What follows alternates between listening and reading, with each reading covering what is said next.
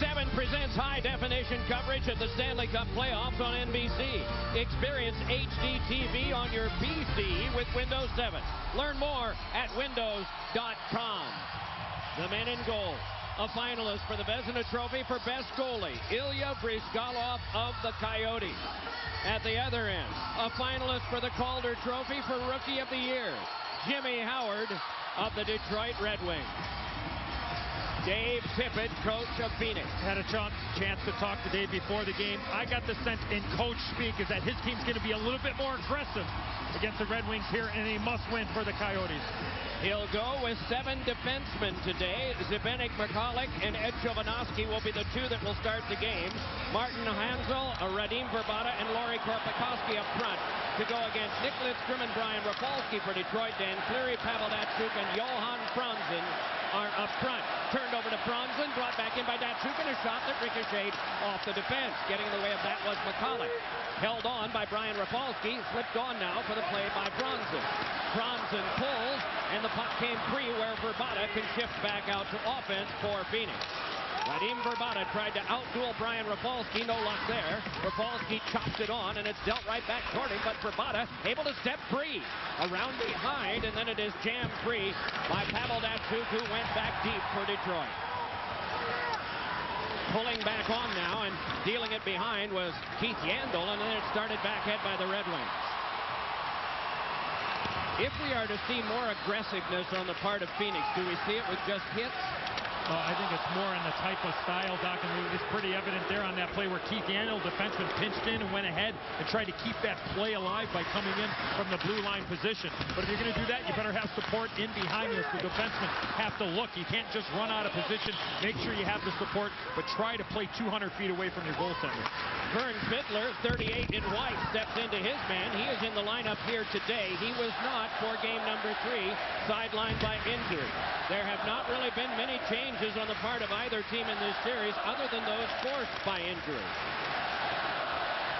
Too far past Bertuzzi, and icing is called. Let's take a look at the players in the McDonald's I'm Loving It spotlight. Wojtek Polski, born in Poland, 3 of his Coyotes' dozen goals. Henrik Zetterberg, born in Sweden, has 6 of the Red Wings' 18. That's the McDonald's I'm Loving It spotlight.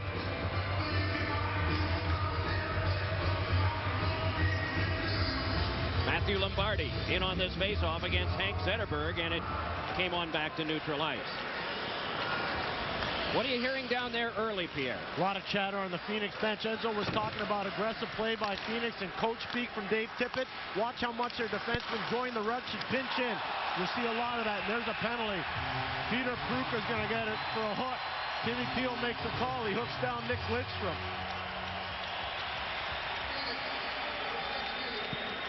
Well, right now for the Phoenix Coyotes is not the time to panic. They want to maintain their composure. They take a neutral zone penalty, and Edzo, I think you would agree, you don't want to be taking neutral zone penalties against the Detroit Red Wings.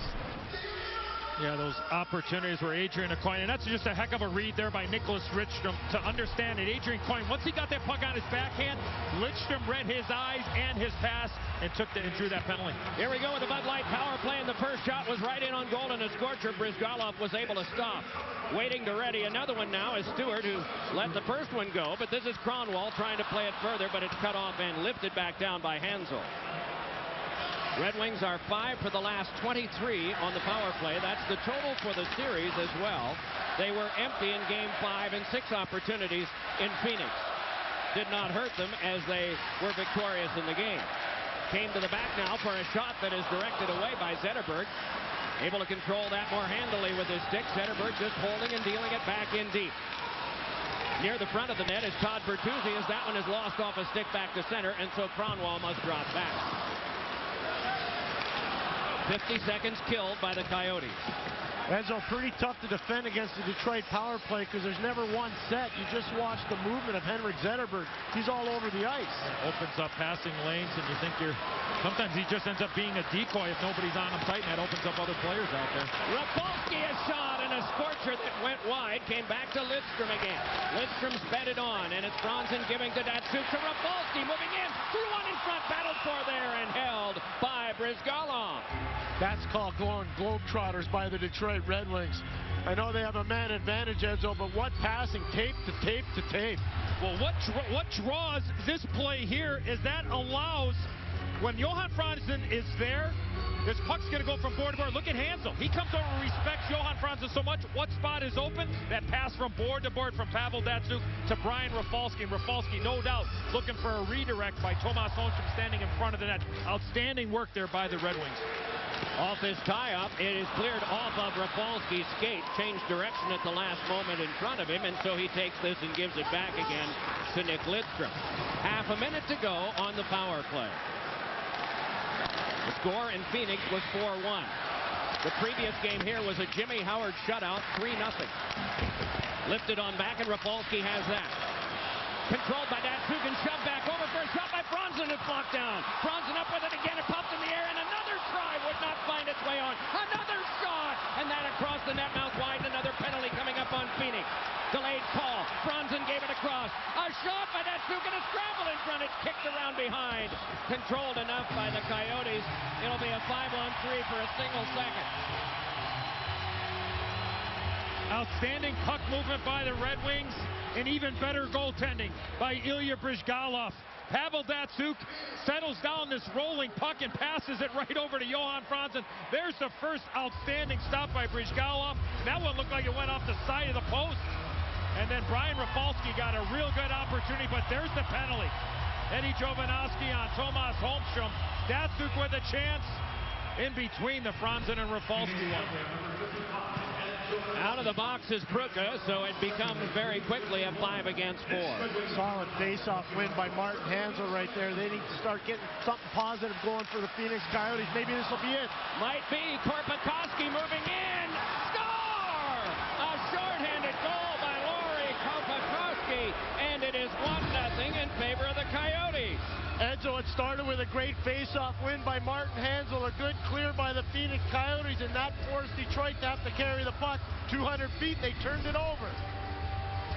Well, first there's pressure there by Hansel, and then great active stick there by Korpikoski. Watch the left part of your screen.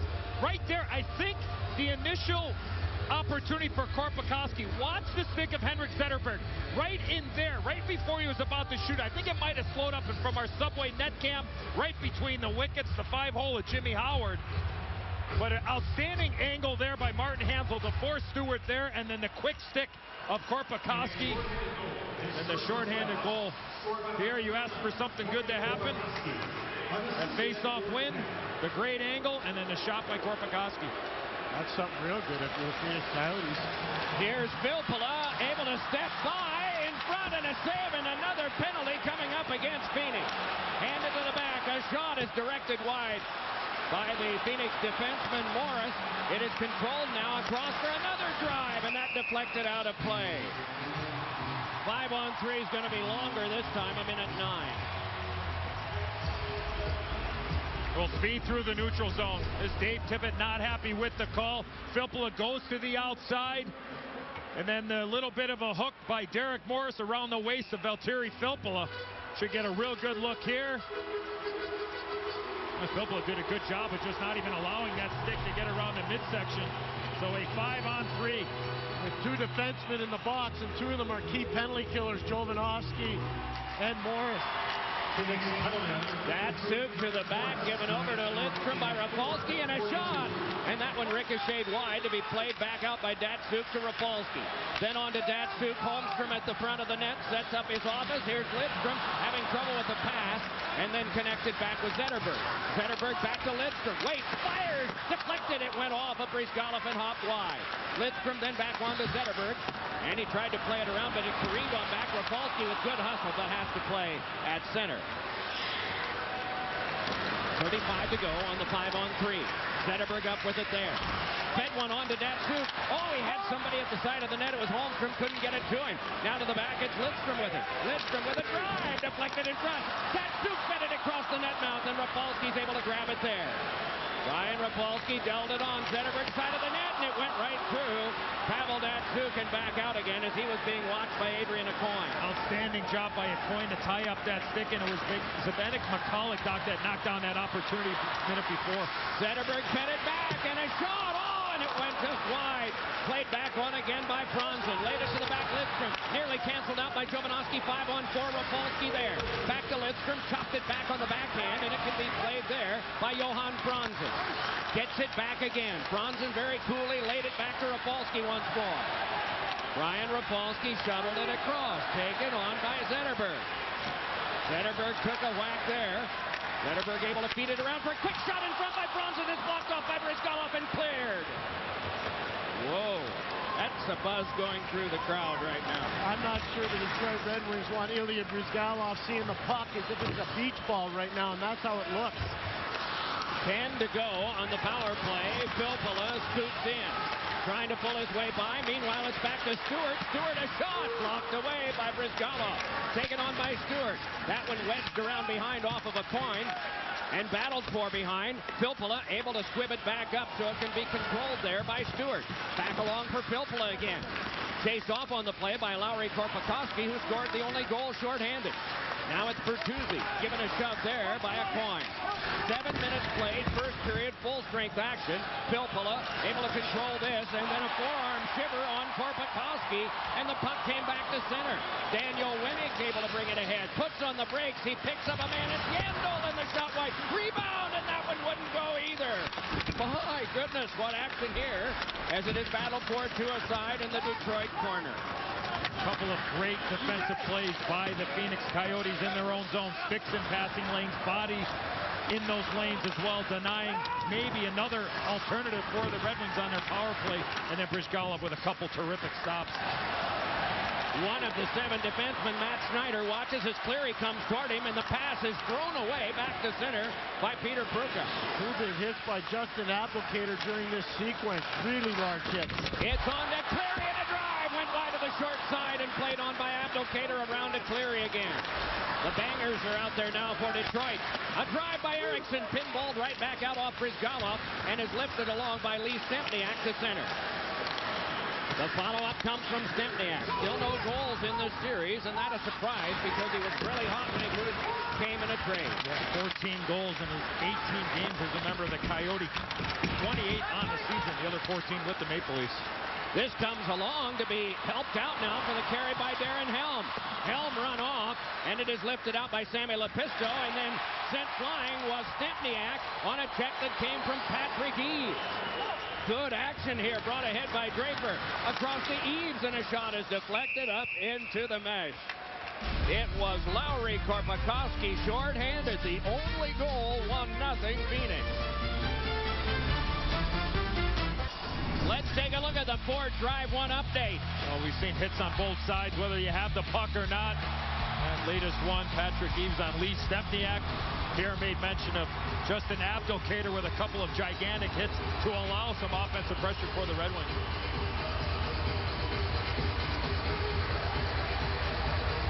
Darren Helm will take this draw. Chris Draper is to his left. Patrick Eaves is to the right. Not large guys, but feisty guys. Fed back across for Korpikoski. Threw it back in. Went after it. Eaves got there and turned it on to Andreas Lilja. Nudged it on for Chris Draper. Draper a drive. It's deflected wide by the defense. He got there again. And another try was shut off by Bryzgalov. Great hustle by Chris Draper. Korpikoski pulls now and watches the traffic flow nearing the halfway point of period number 1. Shots are 9-2 in favor of Detroit. They have 6 scoring chances, the Red Wings do already. This is kept alive now by a coin and dropped on back for Bada. Shot blocked down by Howard, and he dives out and hangs on. Throughout the game, we're streaming 2 live ISO cams of star players on the ice, like the Red Wings' Henrik Zetterberg and the Coyotes' Peter Pruka. And when they're not on the ice, we'll follow other top players from each team. The star cams are at NBCSports.com and NHL.com. Well, the difference in this series to this point has been the ability of the star players, guys like Zetterberg and Datsuk, to be right in the middle of having 1 or 2 chances in a period or even in a game and put the puck in the back of net, and especially without Shane Doan, the leader of the Coyotes. The Coyotes need somebody up front to do that. Stempniak's one of those guys that has that ability to be able to have the puck on a stick and put it in the back of the net with 1 or 2 chances. That was a very strong shot by Morris that seemed to be a little bit of a stinger for Jimmy Howard. Meanwhile, a couple of the Coyotes collide, and dropping back now is Darren Helm. Lidstrom gave it across. Rafalski quickly the pitch ahead. It is Bertuzzi, but that went off of Zetterberg, and so they have to retrieve. smoked out was Lidstrom. He's used to it and lobs one ahead. Filppula able to grab it there. Valtteri Filppula able to sashay by one now. Filppula crosses and heads around behind. Good carry by him. Laid it back to Rafalski. Rafalski a drive. Save. Rebound. Oh, and a big scramble. What a pile up in front of the net. And play is stopped. Filppula's got it going this afternoon.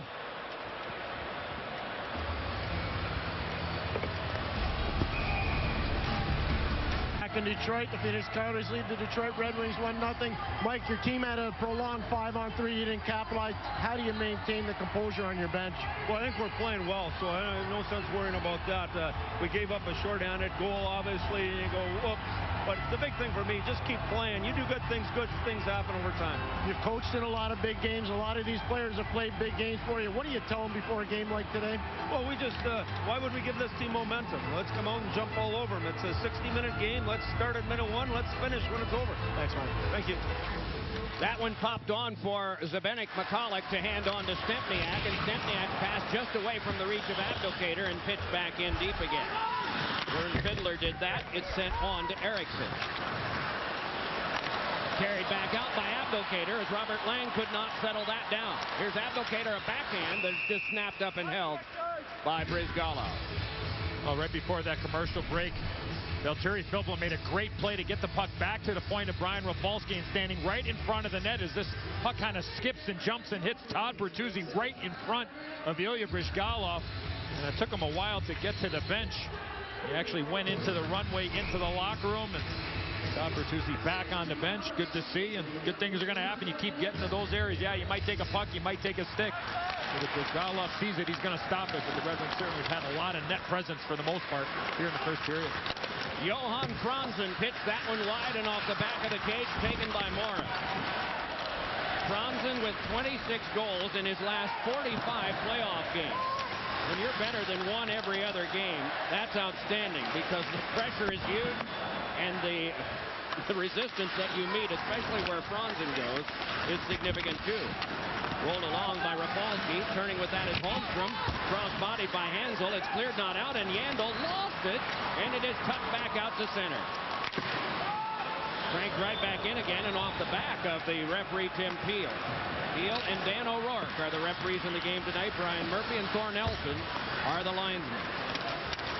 Delayed by Datsuk, and then he whacked one on that hit off Filppula and bounced back out. What do you notice about Filppula? You said he's really got it going today, but in what way? Well, I know the puck is finding him, and he's just skating to those open areas and making plays. Like right there, the puck just found him. He's being aggressive, getting an opportunity to make some plays. We talked about Dave Tippett, talking about his team maybe being a little bit more aggressive. Here's the puck into this area here. Well, watch the play by Keith Yandel. The play's going to move around the boards. Look how aggressive he's going to keep this play alive. They force the turnover. Yandel's right there. He's got support there by Radim Verbata. We've seen that about 2 or 3 times. So defensemen being much more aggressive, much more active. But you know there's a time, because when you play against a highly skilled team like the Red Wings, you be that aggressive. There might not be the time where you have the support. You might give up a situation of a 2-on-1, but so far the Coyotes have done a great job of being calculated, but being aggressive in the offensive zone. You know, Edzo, one of the things Mike Babcock's been stressing to his team, we want to be much more aggressive against their defensemen. The fact that Phoenix is playing 7 defensemen here this afternoon, Detroit wants to get after them and wear them out. Of the coaches in the league that are active in the last 7 years, these are the 2 winning ones. And they have had their teams at least to the conference final, as was the case with Dallas and Dave Tippett against Detroit 3 years ago. This is controlled and laid back across by McCulloch and carried ahead. A little over 8 minutes to go, first period. Shots are 10-4 in favor of Detroit, but they trail on a shorthanded goal by Lowry Korpikoski, 1-0. Jabbed along and taken by Helm. A quick pass came to center where it is spirited down and handed across to a Coin. Laid back, but too far for a Coin. Sent flying that time was Helm. Meanwhile, they try to play it for Filppula. Doesn't work. A Coin steps back out again. That one blocked by Zetterberg, but laid back in again by Peter Pruka. Yeah, that was Stempniak with that big hit. Fairly large guy doing that, too, at 6 feet, 195. The average is a little over that, but boy, he looks large when he steps into a player with the force that he did. ADT takes you inside the glass with Pierre Maguire. Well, Doc, you know, the one thing you got to watch for with the Phoenix Coyotes, Eddie was just talking about it, their strong side defensemen are pinching down a lot. So when they're pinching down, you got to make sure you have a forward back. Eddie showed the fact that Verbata was back, but Detroit is so good on chip outs. If you pinch down and there's nobody there to help you out, it's going to be odd man rushes against if you're Phoenix. Good body work done by McCulloch there as Filppula wanted to go by. This sends all the way down the ice from the Coyotes, and an icing touch-up resulted. So the face-off will be back near Brizgallo. Well, there's a man that needs to get to the score sheet for the Phoenix Coyotes. Lee Stempniak. Eddie, you were a great scorer, and I mean that with all respect. Why is Stempniak struggling so much in the playoffs to score when he's so good at the tail end of the regular season? I think it just kind of goes in spurts, and I think for him it's about from the blue line in. It's less thinking and just getting inside the dots, and a lot of the opportunities and a lot of the goals he scored over his career have been inside the dots. I think it's just too much on the outside, but they need him. There is no doubt that he's got to find a way to get one. He's the type of guy, Pierre, you know him well. If he gets one, he might be, get 3 or 4 in a matter of 2 games. You think it's also there's a little bit more attention the first time in his career he's a marked guy? And especially with no Shane Doan. Yep. Zetterberg able to step around behind. A backhander ricocheted off Brizgallo, and he's able to seal it up. Pretty good escape by Zetterberg. Very strong stop.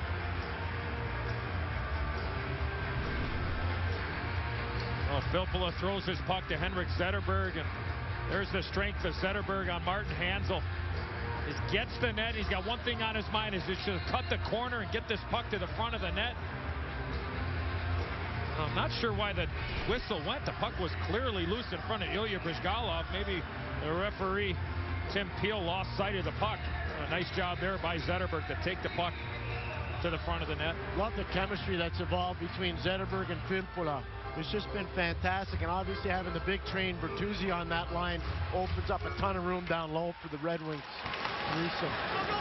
Here is a play by Drew Miller that didn't go far because of Derek Morris, who began the year with the Boston Bruins. Lobbed on back, and it's carried ahead now by Yandel. Another good crunch there at center ice, brought on by a Red Wing, as this is Lidstrom with it. Applicator again. He is a heat-seeking missile right now. Every time he's out there, he's trying to generate some energy. He was third on the Red Wings in hits. In the course of the year, he only played in 50 games. He had a tremendous playoff last year, didn't he, John Doc, for the Red Wings? An outstanding playoff. He brought a lot of energy. Good play there by Daniel Winnick on Pavel Datsyuk in the neutral zone. Forced a turnover. Verbata threw one in front. It's directed off Howard as Hanzal is there. The big man lays it back onto Verbata. Closed off effectively by Lidstrom. How many times have we said that? Carried back ahead now by Franzen. Johan Franzen tried to pull it by McCulloch on second effort, did, but then it's quickly just released on back to center, and Kronwall plays it with under 5.5 to go. Need another volume read down there, Pierre. What are you hearing? Composed benches on both sides, not a whole lot of emotion, a lot of composure, no panic. This is Hanzal, the big 6'6" guy. If there's a Gretel in his life, I bet she's tall. Bouncer came right back across there, and it's nudged on for a shot. Trigger pull failed on the part of Taylor Pyatt. Around behind now, it is Brad Stewart. Stewart lobbed one off the glass, and it careened on out where a coin slipped it on back. Moving to this is Eaves. Eaves with a shot, and that one was directed wide. A strong reach on the part of Taylor Pyatt may have caused that to fluff wide, but meanwhile it's taken on now by Helm. Helm is sandwiched there, and it's nudged on to Stempniak, who's able to just lay it back to center. So it's Eriksson. Taking a look is Eaves. He's got a man in front. Draper, and a shot is turned aside. A nice movement there that came from the pad of Brizgallo, and he twisted it at the same time so he could direct the rebound. Back up the boards. It must be taken and laid back behind by a coin, and this will be Matt Schneider. 40 years of age, one-time Red Wing, comes to the bench in a change. Meanwhile, to the outside, it's chopped away from Polsky and started back out by Filppula. Trying to do it, Pierre. Filipula. Okay, very good. It's got a Bela Lugosi thing to it, doesn't it? It's better than Mike Bathurst. Hey, Filipula, you're up. Carried right back ahead now and dropped off by Lombardi. Here's McCulloch, a shot that's deflected to the glass by Lidstrom. They try to hook it to the front of the net, but no luck there as Lidstrom is able to control and just throws a pass to center that was directed back down. Hey, either way, coach knows his name. True. 5-1 out there. 3:30 to go in the first. 1-0 in favor of Phoenix. The little things we heard Mike and Pierre talking about it right before puck drop. Henrik Zetterberg always right in the middle of everything good going on for the Detroit Red Wings. Offensively, defensively, like we just saw, that active stick helping out the defense, that back pressure coming into his own zone. Just an unbelievable all-around player, Henrik Zetterberg. Bertuzzi directed that one back out, and going to get it is Yandel. Yandel from Cushing Academy in New England, but played junior hockey in Moncton, New Brunswick. He was tremendous with the Moncton Wildcats, the Canadian Major Junior Defenseman of the Year. His 1 year that he did play in Moncton. This is Verbata dealing it along, and it's gotten again by Hansel, and then taken away from him by Datsuk. Nice play by Datsuk defensively. He is nominated for the Lady Byng yet again. He has won it the last 4 years. It's taken away by Datsuk. Moves along, had it knifed off his stick, got it right back again. Datsuk slipped it back, and a shot went wide. Some pretty good screening by Cleary on Brizgalov. Another shot, and Brizgalov got a piece of that. Poked on back and settled down by Morris. Lobbed it along, and Yandel cleared one that careened right back across. Franzen sent one further. Yandel of Phoenix clears it back down, and they'll take the icing on this one, stopping the clock with 2 minutes and 23 seconds to go in the first period. Coming up in the Pizza Hut intermission report, Mike Milbury and Pierre Maguire with first period highlights and analysis. Plus, coming back from a 3-goal deficit, Pittsburgh's dramatic overtime victory over Ottawa sends the Pens into the Eastern Conference semis. And we'll hear from Red Wings blue liner and USA Olympian Brian Rafalski on the Pizza Hut intermission report. Those last opportunities for the Red Wings because of a bad change by the Coyotes allowed the Red Wings that mini 3-on-2 from the blue line in. Holmstrom laid it behind Abdelkader, turning with it there. Abdelkader run into by Stempniak. Holmstrom run into by Morris.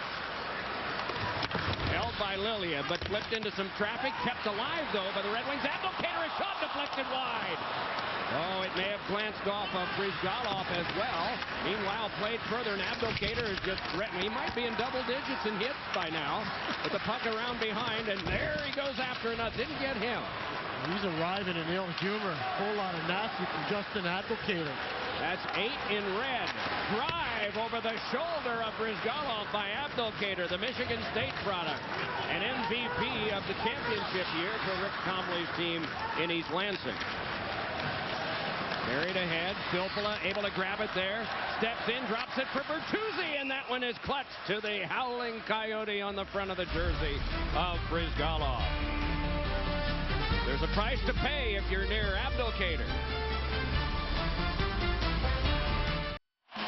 The NHL Stanley Cup playoffs on NBC are brought to you by Verizon. Want more hockey? The NHL Ice Time 2010 app gets you live scores, stats, and highlights right on your phone, only from Verizon. The Gordie Howe statue dominates one entrance to Joe Louis Arena, and there is Gordie Howe, and right next to him, his son Mark. Mark does some pro scouting here for the Detroit Red Wings, a very valuable member. A shot is sent away by Brizgalov. Fourth all-time in playoff scoring for the Red Wings is Gordie Howe. Steve Yzerman is first. Puck played around and then nudged on because Eaves was run into, so it is Helm spinning and threw one that went wide. Rattled around near Winnick. Stepped into by Chris Draper, and then Helm reaps into his man, and this will go down for an icing if Cronwall gets there first, and he did. There is a punishment being enacted by the Red Wings today, and that's been one of the themes of the series. They were out-hit in the first 3 games by Phoenix, but then turned the tide. Oh, nice job there by Nicholas Cronwall. Cronwall with the black tape on his stick, Hyatt with the white on his stick, and they're the linesman. Outstanding job of getting in there. Linesman Thor Nelson right on that call. Kicked on to Filppula in the last 50. Filppula crosses and shot one that ricocheted off one of the Coyotes who had sprawled in front. Came back around for Lidstrom. Nick Lidstrom played it further. Carried along again by Filppula.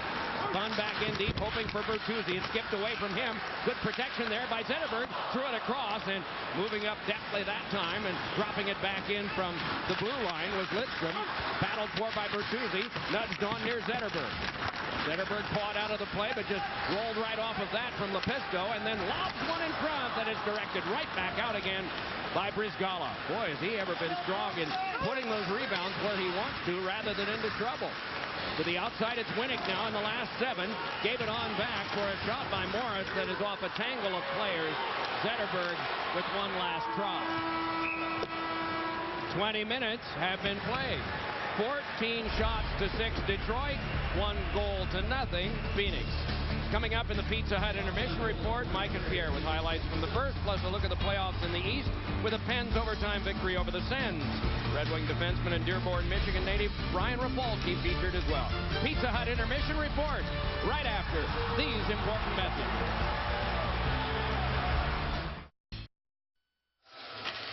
Time for Miller Lite. Taste greatness. Let's look back to some of the greatness of the Detroit Red Wings. 19 straight years in the playoffs. The Spurs, Colts, and Phillies, and Sox, and Angels would like to reach that too. Nick Lidstrom, Thomas Holmstrom, Chris Draper in the game today. They have won 4 Stanley Cups here in Detroit. So is Kirk Maltby, sidelined with a shoulder injury, cannot play. There is Thomas Holmstrom, getting ready to be as close to Ilya Bryzgalov as the law allows. On a matrimonial note, we did discover during the intermission that Martin Hansel is recently engaged. Her name is not Gretel. She is tall and attractive. Well, she comes from his hometown, Česká Budějovice, in the Czech Republic. It's an awesome city, the same place where a lot of real good beer comes from.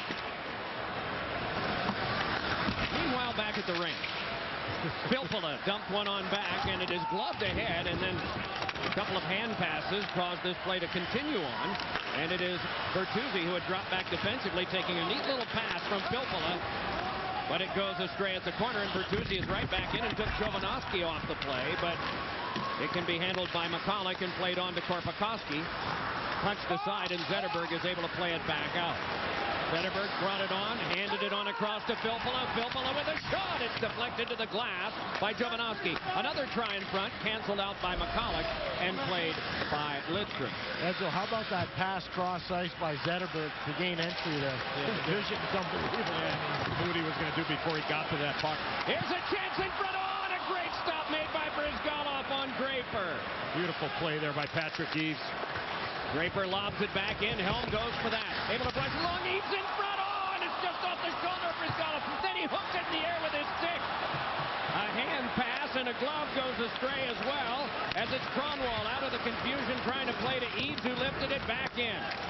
Red Wings with the right idea, and Phoenix with a tremendous goaltending show. Played right back ahead by the Coyotes, and it's dealt back on for Volsky. Rapata sees this one trickle toward the front, but it is grabbed and held by Jimmy Howard. ADT takes you inside the glass with Pierre Maguire. Doc and Edzo, you could see this starting to come in the first period. Ilya Bryzgalov seeing the puck as if it's a beach ball, and that's a problem for the Detroit Red Wings right now. So when you look at it, this is a spectacular save. He comes across, pushing with his left foot. It makes himself look big, and that's a problem. And here's Darren Helm right out front on the second chance for Patrick Eaves, and it goes off the left shoulder of Ilya Bryzgalov. And then he utilizes his stick to just knock the puck away from danger. This is a problem for Detroit. Now they've got a penalty coming to the Red Wings. On that first opportunity for Chris Draper after the great pass by Patrick Eaves, Darren Helm made the whole play.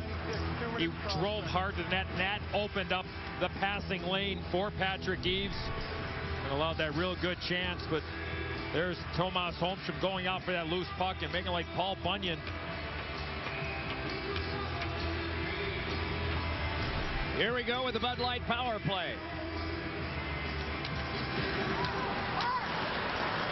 Here is Lidstrom laying this one back out as far as center. This is empty in the last 18 over the last 4 games. A power play that Matt Schneider will try to improve on. The veteran drops it back off. Robert Lang, another veteran. A couple of former Red Wings, both 40 years of age, but the Red Wings were able to clear this back down. Boy, Stempniak's got to move that puck up the boards instead of trying to pass through the Red Wings penalty killers. He had Lang going to that soft area in behind Nicholas Lidstrom. Schneider able to gain the zone. Floats it across. It bounced onto Stempniak. Swirled it around, and he got it to Schneider. Matt Schneider and Nick Lidstrom played the power play together until Schneider left and Brian Rapolsky came in. This is held by Schneider. Big drive. Score! A power play goal makes it 2-0 Coyotes. Edzo, Matt Schneider's not here to defend 5-on-5. He's not here to make breakout passes. He's here for this. Robert Lang denies the Red Wings a clear. Watch the stick of Robert Lang right there. And then the Coyotes are able to keep this play alive because of the active stick. I think that might have been Adrian Aucoin, not Robert Lang, but then Lee Stempniak gets the puck back to the point, and Schneider with Taylor Pyatt standing right in front. But Stempniak there, Pyatt there. Look at Cronwall trying to make like a goaltender. Certainly changes directions. But the play by Aucoin denied the Red Wings from clearing the zone. That guy can bring it still. He's an older guy, and he's had a tough hockey season, but Matthew Schneider can still shoot the puck. So now it is 2-0, and there is quiet here. Rapolsky dropping on back. Long pass is taken by Cleary. Dealt back across and bodied off neatly was Brad Stewart. But it came right back here for a play by Franzen that ricocheted off Jovanovski. Spiked that in front. Stewart, a shot. He scores!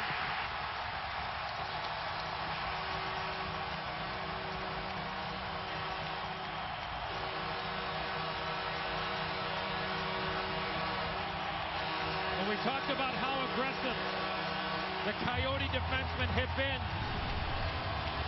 the Red Wings get their defensemen involved as well. It was Brad Stewart who jumped into the play, and then Pavel Datsyuk with the opportunity, Johan Franzen, and look how close Brad Stewart is. He's right in the hash marks. You get about 8 players standing right by Ilya Bryzgalov, and Brad Stewart makes no mistake. You can't see Bryzgalov, and he can't see the puck, and he goes 6-side. The Detroit coaches, when they talk about Brad Stewart, they say he's really not a regular season player. He's a playoff player. When they got him, they knew what they were going to get. They were going to get an okay regular season and a world-class playoff season from Brad Stewart, and he's delivering again this season for the Red Wings. Saw where those boards on the initial clear by the Phoenix Coyotes, the puck was bounced right off those boards and allowed Pavel Datsyuk to not break stride and get that puck, start that sequence of opportunities for the Red Wings. Couple of goals, 24 seconds apart. Coyotes break this up and are able to attack. Thrown to the front, blocked there by Howard. Oh, and he smothered the rebound from Peter Pruka. Timely stops. Back and forth. Nice play here by Matthew Lombardi, and watch Peter Pruka, right part of your screen. He's going to jump in, a rolling puck, and Jimmy Howard, watch how he falls towards Pruka. He's reaching, and then he leans forward. He doesn't try to stay high. He cuts down that angle, does not allow Pruka to elevate this puck. Outstanding job, never give up attitude by Jimmy Howard. What a job by Todd Bertuzzi on Keith Yandel. If Bertuzzi cheats on his defensive assignment, it's Yandel that gets to the puck and puts it by Jimmy Howard. Outstanding attention to detail by Todd Bertuzzi. That Tsuk chased out of the faceoff. From this tie-up, it is pulled free by Hansel and thrown across the net now that ricocheted off of Howard. Played back around, and Hansel up with it again. Chased off there by Eriksson. Still able to control back to Aucoin, and the shot ricocheted back out again. Charging after it is Dan Cleary, and he's got it. Cleary had it spiked off his stick by Aucoin. Red Wings fans wanted a penalty on that or some related play, as back on comes Verbata. To the outside, watched by Cronwall, and a shot is blocked right out in front by Howard. Picked up, though, by Franzen, and he glides back out again with Datsyuk in a 2-on-2. Johan Franzen with it. Franzen curling around behind, chased off there, but maintains possession. Got it to Eves, and a shot was stopped, and it popped up high and out of play. Pavel Datsyuk led the NHL in forced turnovers this season. And here he is in the playoffs. He forces a turnover, distributes to Johan Franzen. Eventually the puck's kept alive. He steals it again, bats it back to Brad Stewart, who snaps it up and over the right shoulder of Ilya Bryzgalov. This guy's stick is a wand. He does so many amazing things with it. And number one, stealing pucks from the opposition. That makes it count. Yeah, 2 Selke trophies in a row, nominated again. 4 Lady Bings in a row, nominated again. Is brought on by Lombardi and then turned back out by Lidstrom and chipped out of play into the Phoenix bench area. And play is halted. After the game, Pro Hockey Talk takes a look at how the winner of this game has gotten there. Go to prohockeytalk.nbcsports.com for more. Darren Helm, the hit leader in these playoffs at 26. Helm is 5'11", 172. The crowd reacting to Brendan Shanahan being up on the big board. Helm a shot, and it's sealed up by Bryzgalov. There isn't much that he does that the fans don't appreciate. He works, he hits, he shoots, and he's a fiery competitor, and that shows on the ice. You can see it no matter if you're in the last row, practically sitting in Monroe, Michigan, on the very last row here. Darren Helm is a pocket full of energy. What a career he had with the Medicine Hat Tigers in the Western Hockey League. Remember the 08 run to the Stanley Cup for the Detroit Red Wings? He's probably one of their most unsung heroes that year. Into Winnipeg. Sees this one thrown back out again. Charging after it is Taylor Pyatt, sized up by Lilia. Pyatt holds now. Penalty coming up, and a shot skittered in to Jimmy Howard, and will get the penalty call. And the call is a high stick, and they'll do some checking to see how bad the damage is. A good job there by Vernon Fiddler, going hard to the net. What a nice patient play there by Taylor Pyatt. Comes down. There's Andreas Lilia. Thinks he's going to take the shot, but look at the patience, and there's the penalty. Justin Applicator taking down Vernon Fiddler. There the stick kind of hits Fiddler up in the head, and then all of a sudden he just drops to his knees. Sometimes you got to sell it a little bit, don't you? He sold it pretty well. Played 8 years in the showbiz part of the world in Nashville. Seemed like a perfect name for Nashville, didn't it? Vern Fiddler. You know what? One of the things that helped the Phoenix Coyotes early on, they brought him over from Nashville. Remember all the financial problems they were having in Nashville. It never bothered Vern Fiddler. And he comes over to Phoenix. They have a little bit of financial situation. It calms everything down. Schneider led it across on this power play. Gets it back again. Scored the last time for Phoenix. It's handed on back once more. Schneider waits. Drive deflected wide, as the guy he had in front was the same one, and Taylor Pyatt. Diving but not coming up with it is Lang. Power play brought to you by Warner Brothers Pictures. The Losers in theaters. If the Losers are in white, that will be it for the year. If the Losers are in red, a Game 7 on Tuesday, and that will be back in Phoenix. Weaving his way along is Schneider. New York City native dropped it off. Lombardi gave it over to Bolsky, then headed on back for Morris, then Schneider a drive. Oh, and a little bumping in front by Jovanovski on Jimmy Howard. 3 defensemen out there for Phoenix. Jovanovski standing right in front of the net.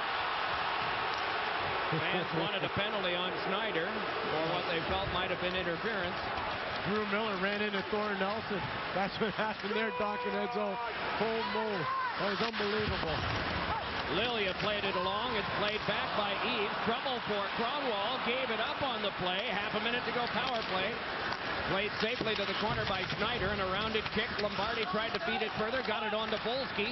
Laid on back once again for the play to be made to Schneider. Handed across to Volsky. He got Morris at the back and gave it to him. Morris faked the drive, played it back to Volsky again. Dealt back in deep and held there, and then rifled on back by Lombardi. Morris' shot, and it's knocked down, and then cleared back out by the stick of Eves that became less of a stick. They wanted a penalty for playing buck with a broken stick on the Phoenix bench. Didn't know it. I don't know if that counts. Suicide battle. Repeated rocking done there by the stick of Cronwall. Penalty time is up. A shot by Schneider. Knocked down in front. Oh, and Jimmy Howard, with no notice on that one, gets it anyway. midway, second period. Phoenix 2, Detroit 1.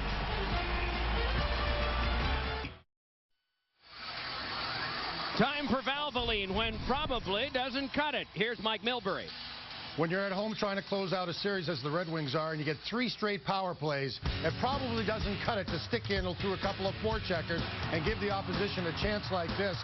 Corey Kopperkowski makes him play. Probably just doesn't cut it in this instance. For a sure thing, get the Valvoline 300,000 mile guarantee. False start on the faceoff. Especially on that play that Mike just talked about was the direction and the area of the ice that that Brad Stewart went to, and then he went on his backhand, so he had to try to pass across his body. You're better off to just shovel it up the boards and live to fight another day. Good job there by the Coyotes, kind of paint him into that corner. Filppula trying to work his way along. Pinot, it's taken on by Vrbata. Oh, and a strong shot that ricocheted off Howard.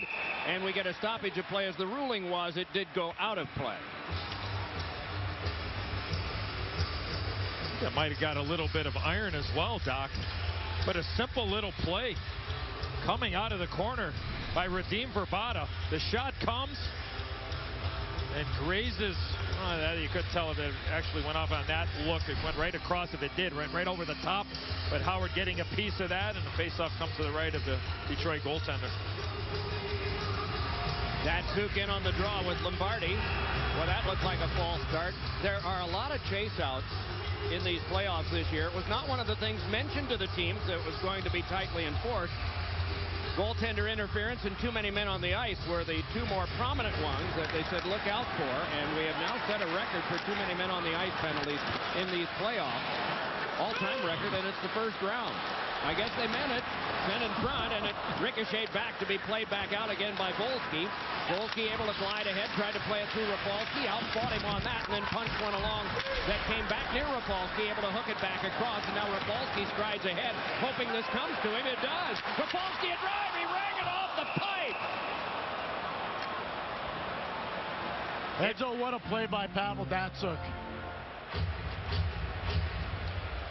Pavel Datsuk makes an elevated pass to create a foot race situation for Brian Rafalski. He gets it, the puck sits flat, and he rattles it right off the chink between the post and the crossbar. Wow. Strong iron up near that elbow. If you need somebody to come, it's going to be at least 120 for the visit, and then 30 an hour. And it does take time, but they have their own crew here in case that's needed. This one is lofted wide, and then it is taken on and carried behind by Sammy Lepisto. Scored a goal in game number 3 here for the Coyotes defense that is very productive. There is no more productive goal-scoring defense in the NHL than the one from Phoenix in these playoffs. Guided across now for Lilia. Swept ahead, and it is ladled back in again by Holmstrom, and back to get it Lepisto. Lepisto run to the corner, and Abdelkader was practically drooling with the chance to plaster him to the glass. Tried to feed the point. That didn't come out. And so it is now lobbed back in where Lilia can go to get it. Nearing the halfway point of regulation time. Nice move by Lilia to shake away from Taylor Pyatt. Now it's Abdelkader, a shot! And that one steered away by the goal stick of Brizgalov, and then the net is dislodged.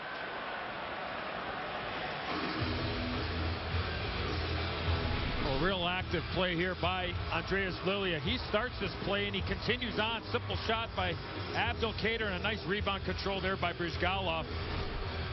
Since that being down 2-0, the Red Wings have gotten a lot of life since the goal from Brad Stewart, and their defensemen have become much more active.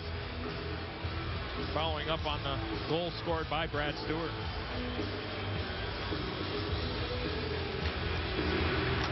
Phoenix on the faceoff, brushed along by the defense and directed back out now for a pass that was just too far for Hansel. Tipped back on for control by Eves, and he skyhooks one back in. Many of the European League championships are ending right now in preparation for the World Championships, and at Pardubice in the Czech Republic, they are the league champ, and their goaltender is 45-year-old Dominik Hasek.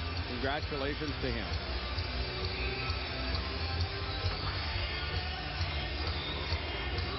So can Darren Helm win this one? It's a defensive zone faceoff against Lombardi. Kronwall hawked there by Volsky. Brad Stewart shovels it off the short glass. Eves knocked it by, tried to get in after it from Morris. Help came from Draper, then along to Eves. Draper able to kick it further. Off the boards taken by Helm. Helm with a couple of wingers near the front, loads it up to the back. A penalty is coming up. It's going to be against Detroit. And Chris Draper is going to the box. Is it because Schneider got a stick knocked out of his hand, Edzo? Detroit minor penalty number 33, interference. Well, he was battling with his former teammate here in Detroit.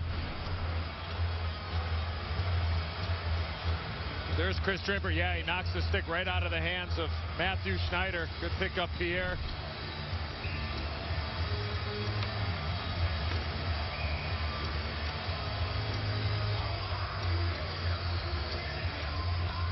The interference call sends the Coyotes to their third power play. One for the prior two, and two of their shots in the game, they've only had a dozen, have come on the power play. Quick trigger pull save. Oh, and Pyatt couldn't crank up the rebound because he had Howard down and trying to fight his way back across. Yandel playing some catch with a coin. Yandel sent it over. Lang a shot, and a flutter went wide. Stewart took care of Rabada. Robert Lang turning with it again. Lang to the back. Drive by Yandel. Squibbed off Howard and went wide of the post. Battle behind and emerging with it. To play it on back to the point. Getting it on to Yandel was Lang. Meanwhile, it's sent across now to a coin. Back for Yandel. Nice tip over to Verbata, side of the net. Played there and rifled on back by Lang. Here's Verbata. Shot. It's deflected wide as Lidstrom got a stick in the way. A coin elevators it across. Played on further by Yandel. Yandel pivoted away, had Lang nearby, handed to him. 92 Olympian from the Czech Republic, fed one across. Score! Verbata has made it 3-1, the second power play goal of the game for Phoenix. Edzo, what a job by Taylor. Pyatt down low, taking up space. That opens up the backdoor feed to Verbata. The Detroit Red Wings win the draw. But watch what ends up happening here with Brad Stewart. This is kind of a set face-up. He gets it, he waits, and now he tries to chip this puck over to Drew Miller. And now the Phoenix Coyotes keep this play alive. This was after a one face-off. What a pass by Robert Lang over to Radim Verbata, and yeah, you better point over at him. What a beautiful play by the former Red Wing, Robert Lang, and Radim Verbata goes upstairs. A one face-off, the Red Wings don't clear it, and the puck ends up in the back of the net. A two-goal hole again for Detroit. Korpikoski sent it back in, hoping to make this go 7 back in Arizona on Tuesday. Zetterberg able to slip it back in. It's thrown all the way back to Rapolsky, brings it on, and an onside play. Mashed there by Hansel, and Filppula drops back. Lang and Yandel get the assists on the power play goal by the Coyotes that has quieted the big house here again in Detroit. A 3-1 Phoenix lead. Bertuzzi gave it across. It's fed eventually to Filppula. Threw one in front that rattled wide and cracked off the glass. Eriksson played it back, and dueling there Zetterberg with McCulloch. McCulloch able to raise his arms to make sure that they didn't think he was holding. This went to Lowry Korpikoski, but he couldn't steer past the checkered line. And so pivoting back with it now is Filppula. His pass is cut by Hansel, and Hansel had it knifed away neatly by Filppula. Right back ahead, it's Bertuzzi. Bertuzzi drifting with a shot that hit someone in front. Came on back to Lilia. Lilia shot. That's blocked down by Winning. Dug out now by Mikhailuk, and Mikhailuk is able to lift one that is ladled back down by Kronwall. And Kronwall just holds defensively for Detroit, connecting to Lilia with 8.5 to go in the second period. Up front, the Red Wings are going with Holmstrom as well as Franzen and Datsuk. Tried to throw a body check into Winnick, got a little bit of him. Winnick is able to come to the bench now for a change in lines as the Coyotes get out the unit that they want against some of the more skilled players for Detroit. A shift change on now, and so that pass could not come to Lilia. Fired right back around as Mike Babcock trying to answer with the Phoenix change with one of his own. Brought back ahead now by Datsuk. Datsuk. Datsuk crosses, fights his way through. Down to the ice he goes, trying to dig it out with one of his teammates, and eventually it comes to him. On back down to Rafalski. A lot of battling at the front, and it's turned aside by Brizgalov. The battle was between Aucoin and Holmstrom. Lombardi skidded it on back, and it's played by Nick Lidstrom there. Now Rafalski connects on, but it's spiked away from Helm, taken by Lombardi, and then to Volsky. Volsky able to pull away. Volsky just pivots now and drops it around for Lee Stempniak. Boy, Volsky's made a couple of real good, smart plays. Not trying to force anything, just make sure you chip the puck in the safe areas. Good puck management there by the youngster. Oh, here's a close-in chance that just ricocheted off one of the Red Wing sticks and is taken by Jimmy Howard. Verbata, top shelf, water bottle, 3-1 Phoenix. Back in Detroit with Dave Tippett, the head coach of the Phoenix Coyotes. Your team leads 3-1. How do you maintain momentum? You talked about this being a momentum series. Well, we just have to keep going at them. We can't lay back at all. Our power play's got us a couple key goals, so we have to be aggressive. Stay with the same approach we started the game.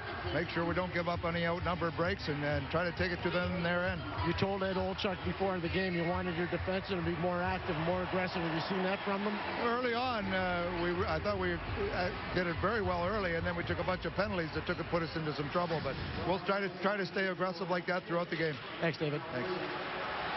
Dave Tippett, coach of the Phoenix Coyotes. What a masterful year and an unexpected year as far as the rest of the league goes. But here's a loss by Yandel and a backhander by Eaves that was shut off by Brizgalov. Edzo, I knew you get a vote for Coach of the Year. Doc, I know you get one. I gave a vote to David Tippett. He got Hard to argue. Yeah, he got my first place vote, as a matter of fact. Mine too. More points for that. And we know no one.